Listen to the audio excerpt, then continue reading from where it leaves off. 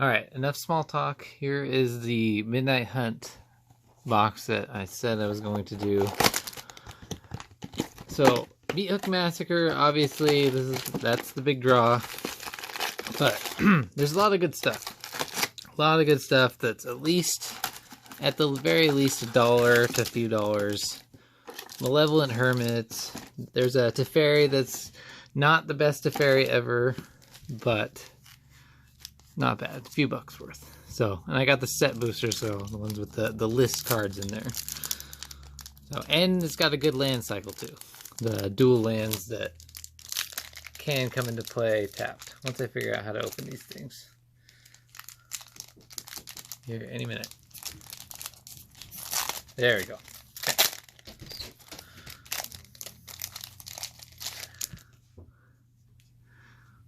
All right.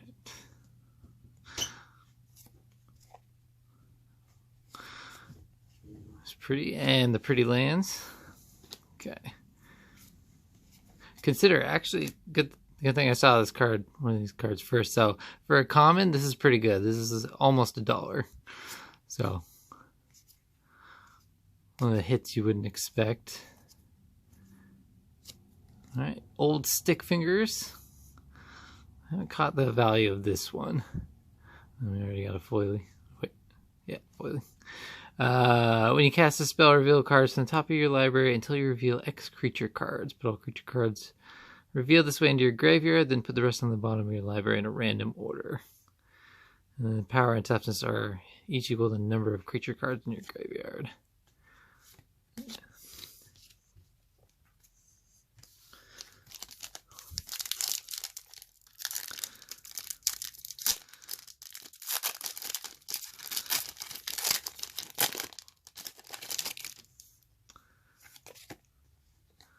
All right.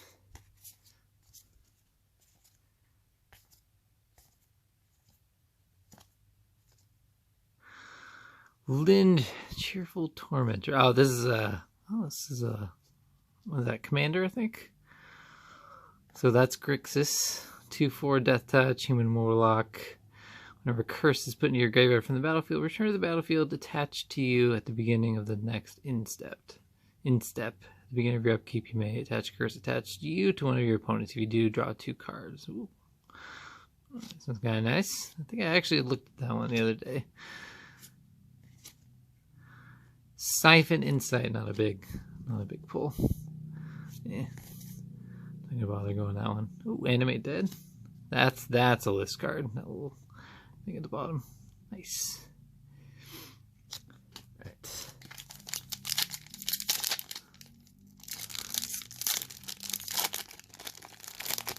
These don't open very easy. It's not as easy as the last one I did. Right, Moonveil Regent. That's another one I forgot that's in here. Stuff Bear is the definition of Draft Chaff. Get that out of the way. Curse of Obsession. Oh, another one.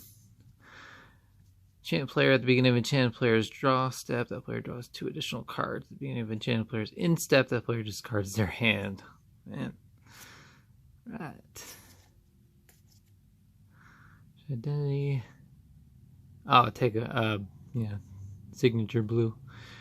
Control enchanted creature and nothing.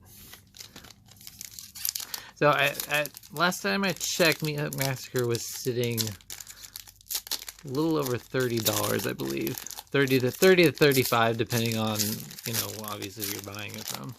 So, and these boxes are only, I think they're less than 100. Oops. Larger zombie.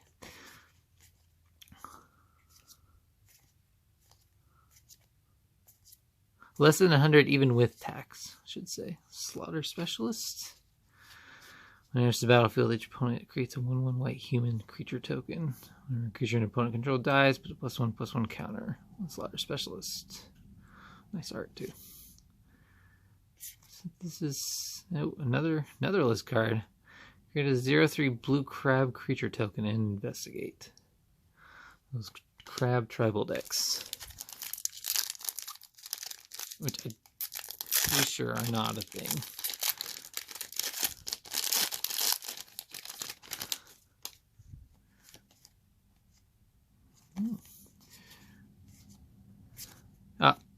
Yeah, I wanted to mention this one too. This is, when I talk about redundant cards, there's no reason to play Defenestrate. 3 mana for instant that destroy target creature without flying. If you're drafting this, then yeah, you want, you know, whatever removal you can get, but there's better cards out there, so there's no reason to play a Defenestrate in any other deck, pretty much. Falkenrath Pit Fighter. 1 mana, 2/1, 2/2 to discard a card and sacrifice a vampire, draw 2 cards. Activate only if an opponent lost life this turn. It's pretty easy stipulation. Another one, jeez. I know that we get one in most of the packs, but still, it's always a surprise to see one. 2 mana, 1/1 haste, enters the battlefield with a +1/+1 counter on it for each other spell played this turn. Yeah, Storm card.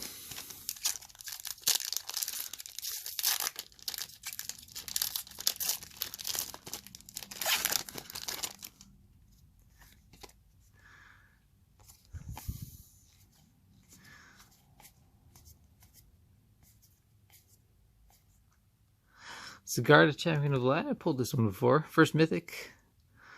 4 mana, Selesnya, 4/4 flying trample. Humans you control get +1/+1.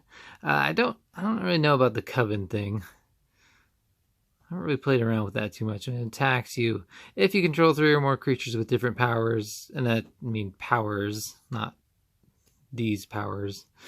Look at the top 5 cards of your library, and you may reveal a human creature card from among them, and put it in your hand, and put the rest on the bottom of your library.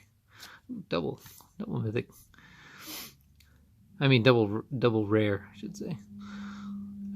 3 mana, star 4, I guess.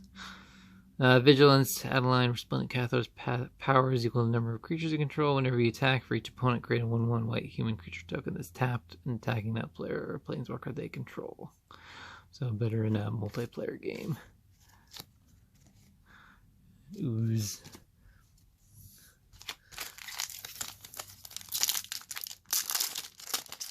Alright, that one I opened a little bit easier. So nice.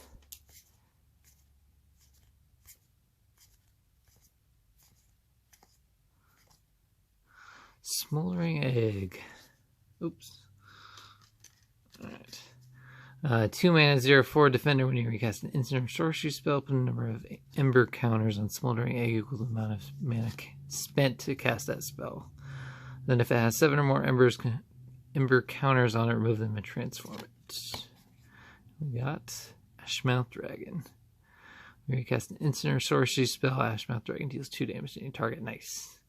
That's a nice one. That's like a gutter snipe type effect. It's definitely one of my favorite cards. So.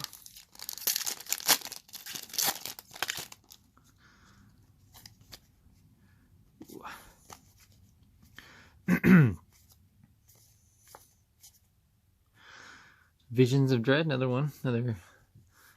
Believe that's a commander symbol. 3 mana, target opponent puts a creature card of their choice from the graveyard onto the battlefield under your control. And it's got flashback. Spell costs X less to cast this way, where X is the greatest mana value of a commander. Okay, so you own on the battlefield or in the command zone. So commander stuff. Oops. Sereth the Viper's Fang. I believe this has a little bit of value to it. 4 mana, 3/4 gives everything. Other tapped creatures you control have death touch, and untapped creatures you control have hexproof. So if you're attacking, you get death touch. If you're not, you just have hexproof. So pretty sweet. I think Augur of Autumn is another good one too. It's another green one. Ooh, of course, it's a green one.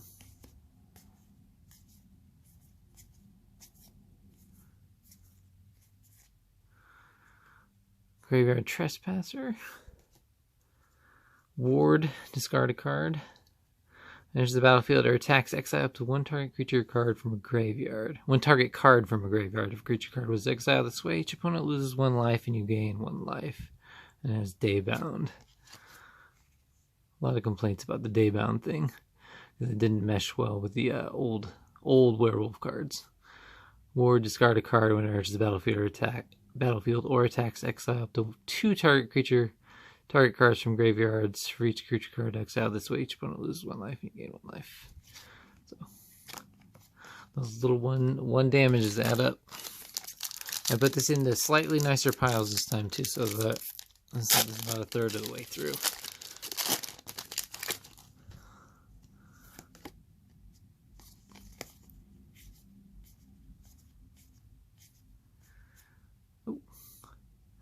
That was quick. They're putting these in almost all of them. Oh, that's a mythic too. So 2 mana Selesnya 0/4 and it has Coven. Beginning of combat on your turn, put a +1/+1 counter on up to 1 target creatures you control. 1 target creature you control. Then if you control 3 or more creatures with different powers, draw a card. Oh, first good land. A lot different than the Scryland. This isn't going to make me mad with these in the rare slot, because I can at least have a chance to come into play untapped. And Corpse Gobbler.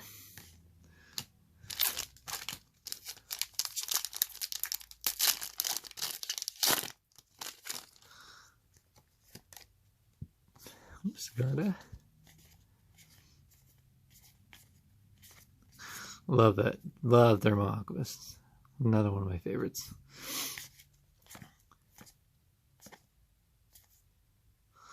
Florian, don't think he's got much of a value to him.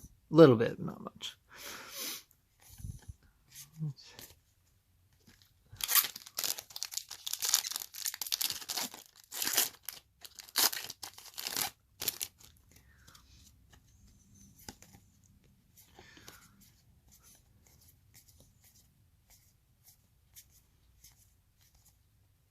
Curse of Leeches, another curse. I'm glad that they brought back the curses. I always thought those were cool. Enchant player, as this permanent transforms into Curse of Leeches attached to a player at the beginning of enchanted player's upkeep, they lose 1 life and you gain 1 life. It's Daybound. Ooh, freaky. 4/4 lifelink, Nightbound.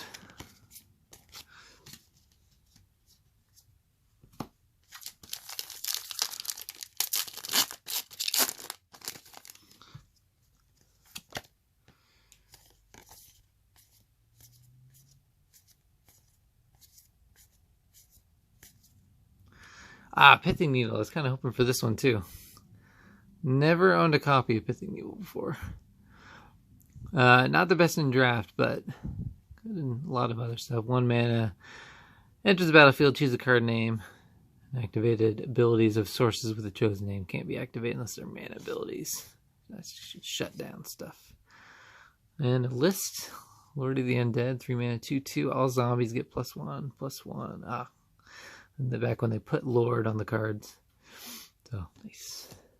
Good one.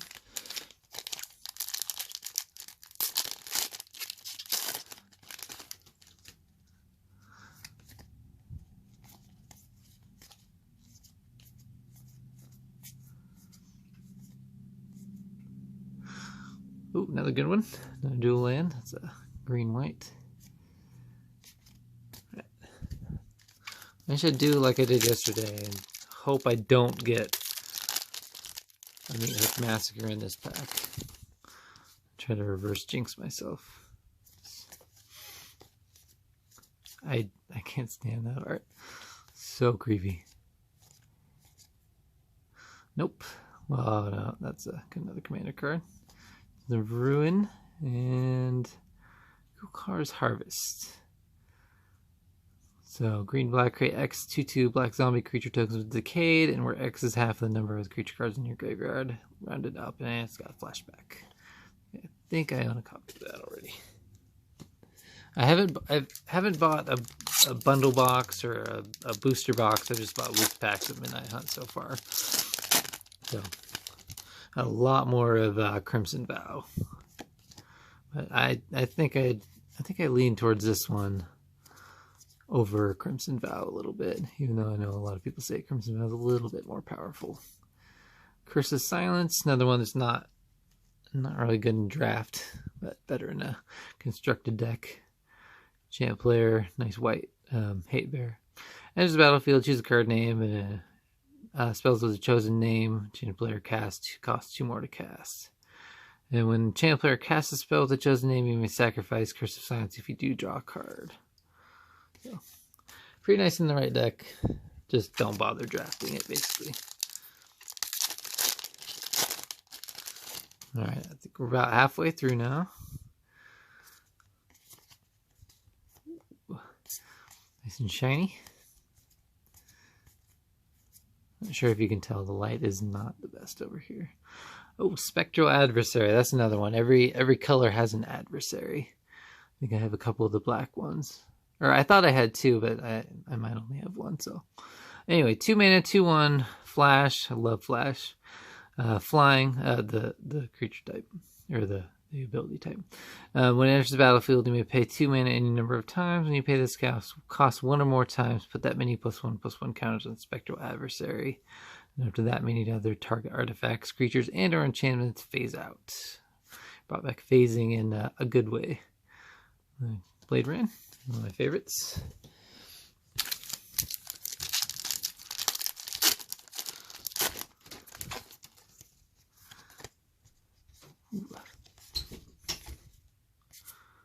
Duress. Love Duress. It just will not die. Not that I want it to. Ooh. Liesa, Forgotten Archangel. Archangel. Not Archangel. Orzhov, 2 white and a black for 4/5 flying lifelink. Whenever a non-token creature you control dies, return that card to its owner's hand at the beginning of the next instep. So you control. If a creature an opponent controls would die, exile instead. Nice. Bereaved Survivor. I like that one. I like the art on that. Treacherous Werewolf. Liskar, that's from... I can't remember it off the top of my head. 3 mana, 2/2, Threshold. I haven't seen Threshold in forever. It's good they included a wolf in there. It kind of fits. Treacherous Werewolf gets +2/+2 and has, when Treacherous Werewolf is put in a graveyard from play, you lose 4 life. Not the best threshold cost. Or threshold effect, I should say.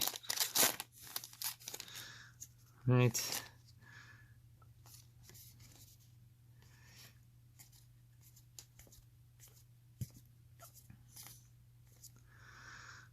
Another hostile. There was a lot of talk around this card. This one's a mythic too. Before it came out that there was gonna, it was gonna do some stuff, but I didn't really hear much about it. I gotta check the pricing and see how much. But land, taps for colorless, 1 and tap it. Sack a creature, put a soul counter on it. Then if there are 3 or more soul counters on it, remove those counters, transform it, then untap it. Activate as a sorcery. It turns into a 3/7. Whenever it attacks, you may exile a creature card from your graveyard. If you do, each opponent loses X life and you gain X life, where X is the number of creature cards exiled with creeping in. Oh, and you can phase it out if you want to. It's kind of cool. Let's see, then that is... There are 3 or more, so... I mean, it's a land, so it's not like you have to, wait until a specific turn to play it and start. That's the problem with a lot of those cards with charge counters. And we've probably seen Heirloom Mirror. I probably just skipped over it, but that's one of the ones that, it just takes forever to get going. By the time it actually gets going, it's really not that good anymore. Because I think that one turns into like a 4/4 or something. So like, oh, nice, beautiful full art like that. Veteran, Champion of the Parish. I think this is a big one too. I cannot remember the exact price, but 1 mana, 1/1. Whenever the zombie enters the battlefield under your control, put a +1/+1 counter on Champion of the Perished. Take on Champion of the Perished, or Champion of the Parish. Parish. You get it? 4 mana, 6/4. This is from Prophecy. No. What is that? That's one of the bad sets. So 4 mana 6/4, so you know it's terrible. Whenever attacks or blocks, sacrifice a land. Yep. Kind of knew that. It's an older card with power and toughness better than its casting cost. It's gonna burn down your house or something like that. All right. Ooh, nice. I think that's Jissa. Oh, that's a. Oh, Voldaren Stinger. Got the signature on it.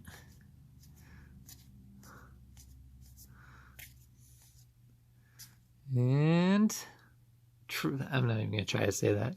Has something to do with 13. I know, I've seen that before. 2 mana, 1/3. You have no maximum hand size. At the beginning of your upkeep, you have exactly 13 cards in your hand. You win the game. And you can pay 4 to draw a card. It seems like it could be somewhat easy-ish to make that happen. And maybe not the hardest thing in the world, but I don't know. No art card. Oh, opened it backwards. Okay, all right. Threw me off there. Flip the switch. Love the Halloween theme though, definitely. Love the jack-o'-lanterns and stuff. Malevolent Hermit. This is the one I was talking about. Worth between 1 and 3. 2 mana, 2/1. Sacrifice it. Counter target non-creature spell unless counter controller pays 3, and it's got Disturb for 3. Benevolent Geist. Non-creature spells you control can't be countered. Nice. Yeah, that probably has a counter spell on a card. Usually means is going to give it a little bit of value, as long as it's not completely horrible. But so that's not bad. 1 mana counter spell. Right. Getting down to the nitty gritty here. I'm running out of chances. Come on. Oh, double rare. Brutal Cathar. 3 mana 2/2. I'm getting anxious here. Shipwreck Marsh. The Dimir version. And Graftkeeper.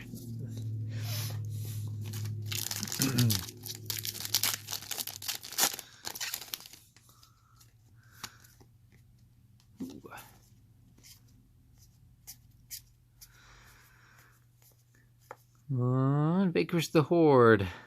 Nice, another. Got a whiteboard wipe yesterday too. 8 mana spells cost 1 less gas for each creature on the battlefield and destroy all creatures. And defenestrate straight to the get rid of bin.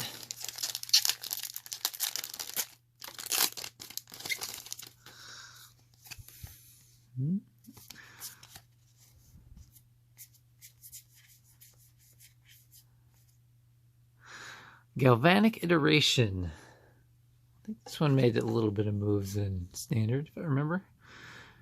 Like it's a Big Brother expressive iteration. So is it 2 mana when you cast your next instant source spell, copy that spell, and you may choose new targets for the copy. That's that 3 mana flashback. Firmament Sage. Okay, so we're down to 5 packs now. 5 packs. Almost. Oh, another signature. Another stuffed bear. Oh, another.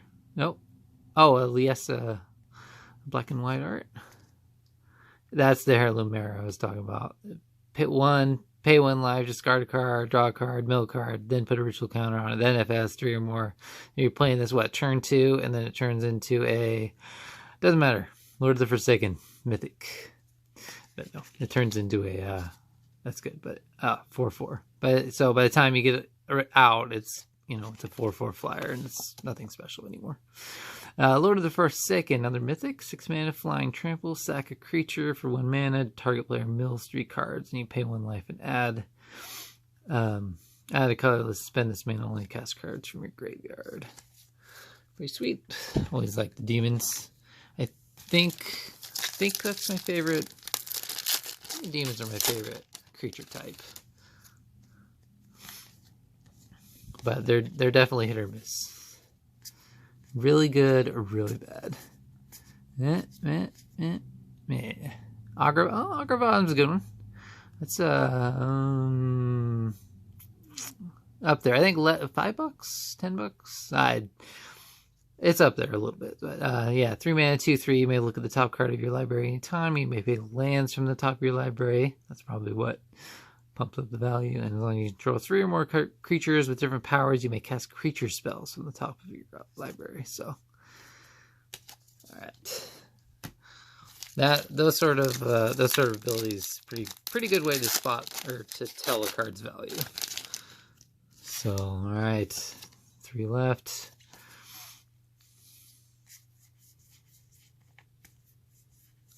Yeah. Oh, Geist Flame Reservoir. 3 mana when you cast an instant or sorcery spell, put a charge counter on it. 2 mana, tap it, removing a number of charge counters, and deal that much damage to any target. And it has the impulse effect. 2 mana, exile the top card of your library. You may play that card this turn. And another nice double rare. Vigilance, when it enters the battlefield, investigate. So take on Tireless Tracker from Shadows of Innistrad.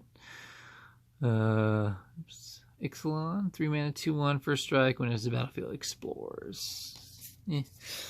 Bad. Not too bad, but not too spectacular. I like Explore. Like, it can definitely have its upside, but it's not super overpowered. And Tovolar's Huntmaster. I think this one was going to make some waves. They were talking about 6 mana, 6/6. Enters the battlefield, create 2/2 green wolf creature tokens and daybound. It turns into Tovolar's Pack Leader. Enters the battlefield or attacks, create 2/2 wolf tokens. 4 mana, the target wolf or werewolf you control fights target creature you don't control. It's a 7/7. So, oh, yep. I don't know if you've seen Timberland Guide before. Thought it was a list card at first. Okay, so last pack, last chance. I'm just gonna go out and say that it's probably not Meowth Massacre. Maybe it's Wrenn and maybe it's Wrenn and 7. Forgot about that one. And see, nope. No, yeah, not a big pull for Vadrik. Angelfire Ignition, though, I can't remember how much this one is. 1 and a red and a white. Put 2/1/1 counters on target creature. It gains Vigilance, Trample, Lifelink, Indestructible, and Haste until end of turn. Damn. And flashback for 4. So good pulls, but yeah, a little disappointing not to get the Meowth Massacre. But oh well, not bad. I like Midnight Hunt regardless. Lots of cool stuff. I know it gets some hate, but definitely like it. I do not think it's a miss like most people say. But anyway, that's all for me. All right, have a good one, you guys. See you later.